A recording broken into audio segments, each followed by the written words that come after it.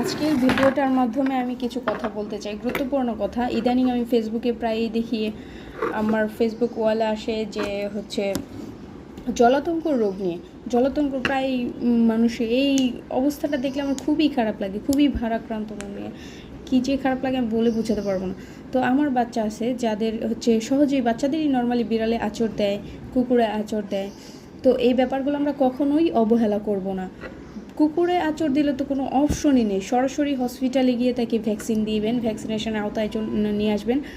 অবশ্যই মুখে, মাথার আশেপাশে দিলে সেইটা সংক্রমণ স্থানের আশেপাশে এই টিকাটা দেওয়াবেন।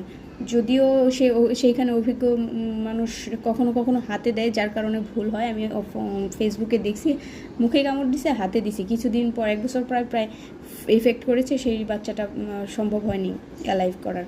তো এই ক্ষেত্রে আমরা বাচ্চাদের বেলায় খুবই সচেতন থাকবো। যদি বিড়ালে আঁচড় দেয়, অনেক সময় আমরা এই বিড়াল দেখে হালকাভাবে নেই যে বিড়ালে আঁচড় দিছে, এই মুছে টুছে দেই, কোনো ক্ষতি হচ্ছে না, আশা করি হবে না। কিন্তু সবসময় সচেতন থাকবো। সাথে সাথে আমরা সেইটা যে অতিরিক্ত ক্ষারযুক্ত সাবান, যেটা আমরা হুইল পাউডারের মতো সাবান, আমরা কাপড় ধোয়ার জন্য যে সাবানগুলো আছে সেগুলো দিয়ে হাত ওয়াশ করে নেব। ওয়াশ করার পর সেই স্থানটাতে ওই যে জীবাণুনাশক স্যাভলনগুলো আছে সেগুলো লাগিয়ে দেব। আর তারপরে আমি যেটা বলতে চাচ্ছি মূলত সেটা হচ্ছে, যদি আপনি ভ্যাকসিন দিলেন না, ঠিক আছে, এখন